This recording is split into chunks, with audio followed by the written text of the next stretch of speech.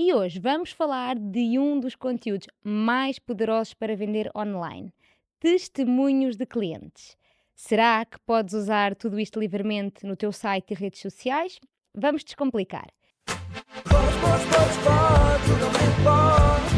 Advogada facilita.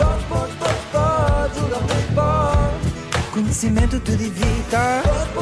Podes, legalmente pode. Não há litígio que resista.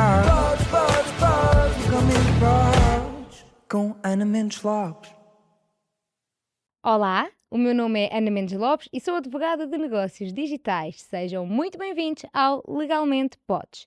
Este é um espaço onde a lei se torna fácil. Prepara-te para tornar o conhecimento legal numa vantagem estratégica para o teu negócio online. E hoje vamos falar de um dos conteúdos mais poderosos para vender online: testemunhos de clientes. Será que podes usar tudo isto livremente no teu site e redes sociais? Vamos descomplicar. Testemunhos são um gatilho, de compra muito forte, não é? A chamada prova social. Mas nem tudo o que é bom, de partilhar pode ser partilhado sem cuidado. E por isso, hoje trago-te este episódio e vamos lá, saber um bocadinho mais sobre as regras dos testemunhos.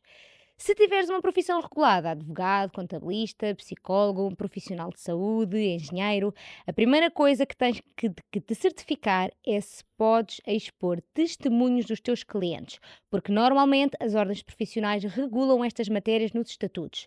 Se não for o caso, se não tiveres uma ordem regulada e puderes apresentar testemunhos no teu negócio, isto é, nas tuas redes sociais, no teu website, então vamos lá falar sobre aquilo que tu deves acautelar.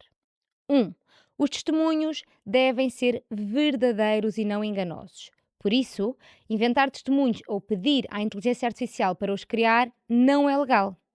2. Os testemunhos têm que ser verificáveis. Isto significa que tu tens que ter uma base de dados interna sobre os testemunhos que publicas, identificando internamente o nome e o contacto do teu cliente ou do teu paciente que te deixou o testemunho, porque em caso de fiscalização ou denúncia, tu tens que conseguir comprovar que aquele testemunho que publicaste é real. E depois, naturalmente, tens que ter o consentimento do teu cliente. O teu cliente deve ter consentido com a publicação de determinado testemunho. E este consentimento deve ser expresso. Portanto, uma conversa de boca não é suficiente porque tu depois não tens uma prova duradoura. Deves ter uma declaração de consentimento onde o cliente define os níveis de consentimento. Isto é, ou seja, autoriza texto e imagem, só texto, só imagem, imagem com cara, e com que finalidades é que tu vais recolher aquele testemunho? Para publicar onde? No site? Nas redes sociais? Para fins académicos em eventos e palestras? Para efeitos de tráfego pago? Ou seja, é preciso que tu não só peças o consentimento ao teu cliente, como que lhe digas para que efeitos vais usar. E agora vou já responder a duas perguntas que eu sei que te vão surgir. É obrigatório colocar o nome do cliente nos testemunhos? Por regra, não é obrigatório identificar o nome do paciente no testemunho, até porque isso depois vai depender de cada paciente. Qual é que é a única razão em que essa identificação é obrigatória? É quando o testemunho é acompanhado de uma fotografia que tenha a imagem de uma pessoa que a lei diz que está a usar, um uniforme que a torne especialmente qualificada. Isto é o quê? Quando temos, por exemplo, um uniforme que identifique um militar, um uniforme que identifique um piloto, um uniforme que identifique um juiz, um médico, e que, portanto, que haja uma percepção de pessoa especialmente qualificada, e nessas circunstâncias é obrigatório que, o testemunho tenha o nome do seu autor, tenha o nome do teu cliente. E esta norma resulta do Código da Publicidade. Outra questão que também já sei que eventualmente vai surgir, porque surge sempre quando eu falo sobre isto, é comentários que tenham sido tornados públicos pelos teus clientes, por exemplo, reviews no Google, comentários nas redes sociais. É necessário recolher o consentimento do cliente para partilhar? Bom, foi o cliente quem decidiu fazer aquele comentário, quem decidiu deixar aquela review e por isso foi o cliente quem decidiu tornar esse comentário público. No entanto, se tu quiseres usar para outros efeitos que não aqueles da publicidade instalada que já está, por exemplo, republicar naquela rede social, tu deves pedir ao teu cliente, porque uma coisa é aquele comentário aparecer numa rede social em concreto, coisa diferente é tu quereres usar aquilo para outros fins, como publicitar o teu site, usar em campanhas de tráfego pago e, portanto, sim, deves previamente solicitar autorização ao teu cliente para que tenhas a certeza que não estás a ir além daquilo que foi a sua intenção. Confuso? Compreendo. Para te ajudar, criei uma checklist com todas as perguntas que deves fazer ao teu cliente antes de publicar um testemunho. Ou seja, não é uma declaração de consentimento, mas é o tipo de informação que deves recolher na declaração de consentimento. Se, por outro lado, quiseres uma declaração feita à tua medida, nesse caso, naturalmente, deves procurar um advogado que te ajude a elaborá-la.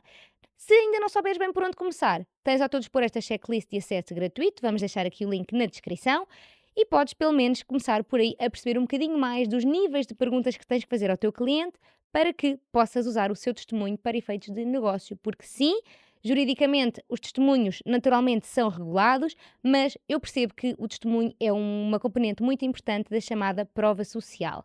Outra questão que eu penso que não te disse, mas que é importante saberes é que tu não és obrigado a colocar, quando eu te disse que é suposto fazeres um registro interno do nome, testemunho e contacto do teu cliente, o registro tem que ser interno, ou seja, não vais publicar naturalmente o nome do teu cliente associado, o número, aliás, do teu cliente associado àquele testemunho. O que eu te queria dizer é que tens de ter uma base de dados interna e é isso que tens que fixar. E chegando aqui ao fim deste episódio, que é bastante curto e sintético, é exatamente para responder à pergunta o que tens que saber sobre testemunhos, a pergunta que se impõe é: podes publicar o testemunho do teu cliente? Legalmente, podes. Exceto se estiveres impedido por uma norma estatutária especial que te impeça de o fazer. Mas não o podes fazer sem ter recolhido a devida autorização do teu cliente. E não te esqueças de ter a informação sobre o testemunho na tua base de dados. Nome do cliente, testemunho associado e contacto. E assim chegamos ao final de mais um episódio. Se gostaste deste episódio, já sabes, podes subscrevê-lo no YouTube, Spotify, Apple Podcasts, e seguir-nos nas redes sociais, Instagram, Facebook e LinkedIn em Ana Mendes Lopes Legal. Espero sinceramente que este episódio tenha sido útil. Conto contigo para o próximo episódio e bons negócios. O meu nome é Ana Mendes Lopes e este é o Legalmente Podes. Advogada facilita. Conhecimento te divita. Legalmente podes. Não há litígio que resista. Legalmente podes. Com Ana Mendes Lopes.